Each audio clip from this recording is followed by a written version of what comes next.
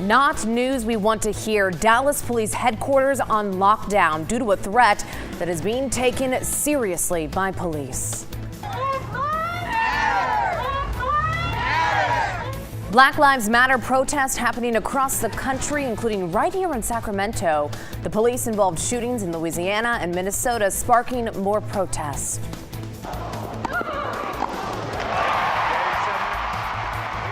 And game, set, match, one of the best tennis players ever, setting another milestone and reaching one of the most elusive records in tennis.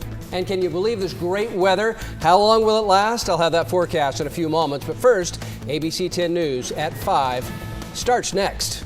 ABC 10 News starts right now with breaking news. Not the news we wanted to hear tonight. Dallas Police Headquarters on high alert after an anonymous threat was made against officers. You can see officers stationed on rooftops there, and multiple armored SWAT teams are on the scene. Sources tell our ABC affiliate in Dallas the threat was made by a group from Houston claiming to be armed. SWAT teams are now searching a nearby parking garage and are asking reporters to stay away from that area due to their safety. Officers have initiated a citywide roll call that's happening right now to make sure that all DPD officers are okay. And we, of course, are going to keep a very close eye on this breaking news situation out of Dallas. We'll bring you any new information as it becomes available tonight. And this comes as the city and country is mourning following the shooting deaths of 5 officers. From a newlywed to a young dad, 5 officers killed in the line of duty, helping to keep a peaceful protest peaceful. ABC's Marcy Gonzalez is in Dallas, where those officers and victims are being remembered. Mourning those 5 brave officers killed in the chaos unleashed in downtown Dallas Thursday night. My son died a senseless death.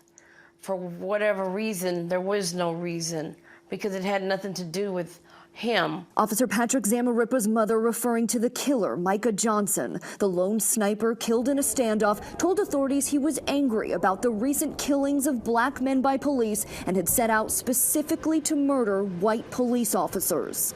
Demented individual who carried out those attacks in Dallas, he's no more representative of African Americans than the shooter in Charleston was representative of white Americans. President Obama speaking at the NATO summit in Poland, addressing the horror in Dallas and those police-involved shootings in Louisiana and Minnesota, which this weekend are inspiring more protests across the country.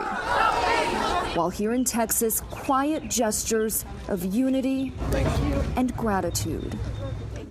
Now, all of those people lining up here to hug police officers. Of the 7 officers who were injured, we learned today at least 2 are now home from the hospital. Marcy Gonzalez, ABC News, Dallas. And we'll have more from Dallas in just a moment, but now to a developing story in Solano County. Search and rescue crews are out looking for a missing teenager. Pearl Pinson was kidnapped in Vallejo nearly 2 months ago.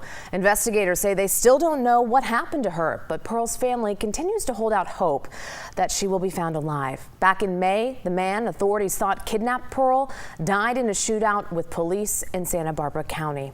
And tonight, Sacramento County Sheriff's deputies arrested a man they say shot an armored truck driver Friday morning. 45-year-old Gilbert Earl Smith is facing charges for robbery and attempted murder. The shooting happened at a Golden One credit union on Florin Road. Deputies say the Brinks security guard was actually leaving the bank with a bag of money when Smith approached him with a gun. In the struggle, the guard and Smith shot each other. The guard is still in the hospital in stable condition. And back to our top story. Honoring the fallen Dallas officers. President Obama is in Poland wrapping up his time at the NATO conference and says it's been a tough week for America, as we all know, but is asking Americans to remain united.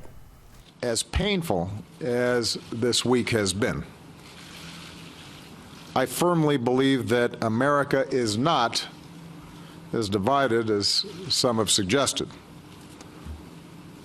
Americans of all races and all backgrounds are rightly outraged by the inexcusable attacks on police, whether it's in Dallas or any place else.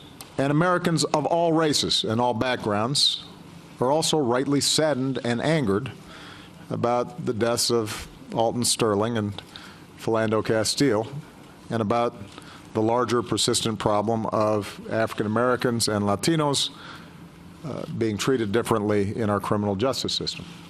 The president will travel back to Washington tomorrow night and plans on visiting Dallas early next week. Meanwhile, on the presidential campaign trail, Donald Trump and Hillary Clinton are offering condolences, even canceling some appearances. Hillary Clinton, addressing an AME church convention in Philadelphia, is asking for common ground, and Trump took to Facebook to offer support. Rebuilding our communities where the police and citizens all see themselves as being on the same side will require contributions from all of us. We must stand in solidarity with law enforcement, which we must remember is the force between civilization and total chaos. Trump went on to say the shooting deaths of Alton Sterling in Louisiana and Philando Castile show just how much work the country has to do to improve relations between police and the communities they serve. Clinton is also proposing $1 billion in federal funding for police training. And for the latest developments out of Dallas and how local police agencies are responding, just head on over to abc10.com. Also, don't forget to check out our Facebook and Twitter pages. And here in Sacramento, the local chapter of Black Lives Matter rallied in Carmichael at Sheriff Scott Jones' congressional headquarters. ABC 10's Francis Wang was there and explains why the protesters decided to organize at that specific location. The rally here today was planned well before the killings of Alton Sterling and Philando Castile, but it's those back-to-back shootings that have brought hundreds of people out here to protest today. They're hoping to remind our area and local law enforcement that Black Lives Matter. Cars honking down Fair Oaks Boulevard as crowds chanted, "More power to the people." It warms my heart to not see all black people. All lives matter, but right now the black lives are the ones that's in danger. Tell it. People of all colors coming together to support the Black Lives Matter movement in Sacramento. Brings more credence to everyone else around them, and it raises awareness because it takes everyone. Some people say the movement was especially revitalized after 2 black men were killed by police on the same night. Life couldn't just go on like nothing happened. Something has happened. Something dire has happened. 2 individuals who were on the face of the earth are no longer on the face of the earth. And although those shootings happened far away from Sacramento, the local leader of the movement says Saturday's rally was to address what she feels is happening in our own backyards. We're highlighting the fact that what's been happening across the country is happening right here at home. It was one of our ways that we wanted to put pressure on the sheriffs. Sheriff Scott Jones responded with this statement, saying the Black Lives Matter movement is, quote, trying to create a narrative of a racist department with absolutely no evidence to support it, adding that they have the full support from his opponents as he runs for Congress. He also feels the timing is unfortunate, considering that 5 police officers in Dallas were just killed. Some people at the rally say although they are angry at cops, the only thing that you can beat violence with is love. Because violence is definitely not the answer. And there have been a lot of rallies planned and more coming up, but the official Black Lives Matter open discussion is happening next week. In Carmichael, Francis Wang, ABC 10 News. Thank you, Francis. And the violence this week has, of course, led to many protests, not just here in Sacramento, but across our country. Sacramento's police chief says his department has been working to build trust with the community for more than 3 years now. And while he is asking officers to work in pairs following the attacks in Dallas, he says how officers police will not change. Our officers are still going to be out there. They're still going to be serving this community. They're still going to be doing just like Dallas was that day and protecting the First Amendments of everybody on this country, regardless of what the message is, even if it's against us. Chief Sam Summers says working with faith groups and creating youth programs has helped to build trust between police and Sacramento residents. And last night's protests at the Capitol were mostly peaceful. And new tonight, a Nevada City Council member is apologizing for her comments about police and the attacks on officers in Dallas. In a long statement posted to Facebook, Renette Senum said, in part, "I would like to extend an apology first and foremost to the Nevada City Police Department, whom I have have the utmost respect for. In no way did I mean to offend our highly regarded officers with my comments on Facebook. She went on to say that the intent was not to vilify our police force, but to point out a well-documented trend that is causing a public backlash towards the police. I praise the Dallas police that was targeted and find it unfortunate that the department that was being attacked had been making some of the greatest strides in progressive change. I hope that good can come from this and that a deep conversation ensues. Now, in a post that has since been deleted, she had blamed the Dallas attacks on, quote, America's police force and said they had been given directives to go out and kill. That led to the Placer County Deputy Sheriff's Association calling for a boycott of her restaurant, Los Mineros. News of multiple shootings this week has, of course, dominated social media. And what we talk about here, some parents may have children who have been affected by the bad news. Now, we spoke to psychologist Dr. Andrew Mendoza about some of the signs your child may be feeling that impact of the violence. They're not likely to be able to say, I'm feeling anxious, I'm feeling depressed. They withdraw. They start to destroy things. They start to become more aggressive towards peers, siblings, things like that. So if that's not normal for your kid, again, you want to keep a watch on it. You want to discipline however you discipline and then be able to monitor it. But if it continues to go on, that might be a sign that you might want to reach out to somebody. Dr. Mendoza said it's important to keep an open dialogue and let your children know how you feel. That way they are able to normalize what is happening and realize it's not just them that's being affected by the tragic news. And during a tough week for officers, the community has stepped up to offer some support in the form of cookies, flowers, even homemade cards. People are saying thanks to officers all across Northern California, and departments are sharing that love on their social media accounts. You're looking at some of that now. You can always share with us what you are seeing on our Facebook and Twitter pages. And turning to weather now, it is sure a beautiful day outside for us here in Sacramento. We promised you a great day, Emily, and the temperatures You today. delivered. Yeah, it's much better today. Unless, of course, you really like it hot, then I can't help you out. Not yet, anyway. Let's take a look and see how things are shaping up. It is beautiful out there, mostly sunny, a few clouds out there, more clouds up in the Sierra. In fact, I think I saw a little bit of rain up there, not a lot, but a little. But for the most part, clouds in the Sierra. Down here, though, the temperatures are terrific, 80 degrees right now. We have a strong wind, south-southwest at about 18 miles an hour, and that's because of this little storm that's going through the Pacific Northwest that's bringing some cool air down into Northern California. The temperatures tomorrow, 56 will be our low, 85 will be our high. By the way, the warmest I saw at Executive Airport today was 84. We're already down to 80 degrees. Just incredible weather. Here are the temperatures all around Northern California, mostly 80s up and down the valley, except Fairfield, which is 77, San Francisco 64, and the foothills look great, 70s for the most part. It is breezy here, but that's what's bringing the nice, cool weather. How long will that cool weather last? Well, I'll have that story for you coming up in just a few moments. Thanks, Harry. A new call for help for salmon. What lawmakers are doing to stop a predator and why farmers say it will also solve a major water shortage. Plus, why a popular R&B singer is canceling her show at the Stanislaus County Fair next week. Well, as you look at this, you know it is wildfire season and crews are still working to contain a wildfire near Auburn. But in Southern California, crews are battling a 2-alarm fire north of downtown Los Angeles. The so-called Sage Fire is now 450 acres and threatening nearby homes. The plumes of smoke, as you can see, it can be seen from miles away. And some neighborhoods have already been evacuated. No word yet on what caused that fire.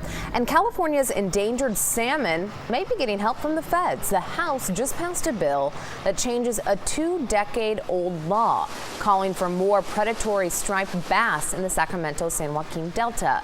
And the bass are known to prey on salmon and endangered species. Farm officials say the new measure will also help relieve water shortages in the area hit hard by a drought. We don't have the luxury just to send all these copious amounts of water out to the ocean and hope that the salmon are going to survive. We need to look at all those things that are affecting survivability of salmon, and so the stripers is a major part of it. Opponents of the bill say it could threaten sport fishing. The bill still needs to pass the Senate. R&B singer Chaka Khan has canceled her show at the Stanislaus County Fair, and reps for the singer say she is entering rehab for a drug addiction. They say she has voluntarily entered the program after struggling with the dependence on painkillers. She was slated to perform next Wednesday. The 10-time Grammy winner is also canceling her shows for the rest of the month. Jody Watley and Shalimar will replace her. Fair officials haven't said whether people can get a refund. And it's that time of year again, of course. Cal Expo is turning into a mini city. From corn dogs to roller coasters to a petting zoo, what more do you really need? New sights and sounds to check out at this year's California State Fair. And the calendar says it's July, but it doesn't feel like July out there at all. How long can this great weather last? I'll have that forecast next. And we're going back to that breaking news now out of Dallas. This is a live look outside the Dallas Police headquarters there, where authorities were searching for a man who may have been armed in a nearby parking garage, but they actually didn't find anyone. Actually, Dallas Police Department just tweeting out a couple of minutes ago, they completed a search on foot, didn't find anything, and now they're doing a secondary precautionary search with canines. Now, police are on alert after an anonymous threat was made against officers about 3 hours ago. We'll continue to keep a close eye on this one. And here, it's day 2 of the California State Fair. From roller coasters, they look fun, to Ferris wheels, cotton candy, and corn dogs. There is a lot to take in and consume. There's always something new to see there. And this year, you can actually watch divers plunging into a pool of water from 8 stories above. How brave. We caught up with one man who was attending for the first time. And here is one thing is why he's there, and it is the grub. I've heard a lot about the food, and I'm really interested in working my way through the food court. I've heard something about a breakfast burrito. I'm looking forward to getting in there and trying that. Burrito, why not funnel cake? The fair runs through July 24th and expect it to be packed. More than 800,000 people visited last year. And Harry Stockman is standing by to tell us that it is going to be great weather if you're planning to go out and check it out. Yeah, it really is. I was wondering about, fried Twinkies. I wouldn't say no. No, yeah. Why not? Why not? It only happens once a year, right? That's Might as well right. just have a good time. Forget about your diet for, a few days anyway. The weather is absolutely spectacular. The temperature's 80 degrees in Sacramento. It is an unusual start to the state fair. I say unusual. I'm sure that started cool at some time in the past, but we usually associate hot weather with the state fair. In fact, our production assistant said, we should cancel the state fair until it gets hot. We just think it's going to be hot, right? But the weather's going to be delightful this weekend if you're going to the state fair or whatever you're going to do. And for the start of the week, it'll be pretty nice as well. But towards the end of the week, it gets a little bit warm. We've got an 80-degree reading and winds at about 18 miles an hour right now. The temperature tomorrow afternoon, about 85 degrees, so comfortable weather. Temperatures in the 80s all up and down the valley right now, in the 70s over towards Fairfield, where they have a wind at about 25 miles an hour. So a nice brisk push of cool air coming in all the way from the ocean through the Bay Area, through the Carquinez Straits. Some really delightful weather. In addition to that, the air quality, let me step off so you can see it, is actually good at almost all locations. Nevada is in the moderate category, not too bad, but everywhere else the air is very, very clean. Great picture to show you of contrails that are crossing. Isn't that beautiful? X marks the spot, and a nice shot of a deer. And if you have a great picture, send it into weatherforce@abc10.com. We'd love to put your picture on the air. Right now on the national scene, it's still hot in the south, and it reaches up to very hot weather all the way up to Bismarck, about 95 degrees. What's helping us out is the storm that's moving through the Pacific Northwest. It's really cooling off all through the Pacific Northwest and Northern California. So while they swelter in the southwest, we have absolutely delightful weather. Hard to believe it's July. Here's the storm. You can see the low pressure area here. See the spinning action of the clouds there in a counterclockwise direction? That's the low pressure area. Weather front arcs out in front of that and moves through the area, bringing the cool air into Northern California as well. So let's take a look at your forecast, starting with the foothills, where it'll be in the 70s and 80s tomorrow. Lake Tahoe and Truckee, anywhere from about 66 to 70 something, 72 there. We're looking at 60s and low to mid 70s this week at Tahoe. Great weather. Nice along the coast, 60s and low 70s, as you can see. 80s in the San Joaquin Valley tomorrow, 80s also in the Sacramento Valley, and the extended forecast looks great. We are calling for nice weather through the early part of the week. A little bit more like normal weather by Tuesday, then it heats up towards the end of the week, 98 on Thursday being the warmest day. and then it will feel like state fair weather. That'll be great. Yeah. What did we do to deserve such nice weather? I don't know, but you might as well enjoy it while you can. It doesn't last very long in July to have 80 degrees at this time of the day. All right, thanks, Harry. And today was a milestone win for a tennis star that's used to winning. Serena Williams tying one of the most elusive records in tennis with another title at Wimbledon. A look now at what is trending as we wrap up ABC 10 News at 5. Serena Williams matching one of the most elusive records in tennis today at Wimbledon.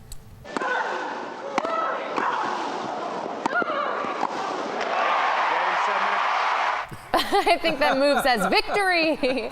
Serena dropping to the court on the championship point with the victory. Williams claiming her 22nd Grand Slam singles title. That's equaling the Open era record.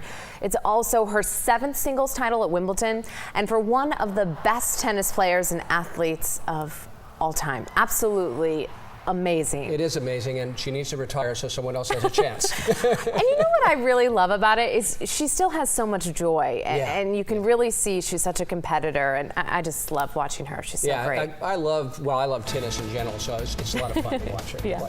Thank you for joining us tonight for ABC 10 News at 5. We're back at 6.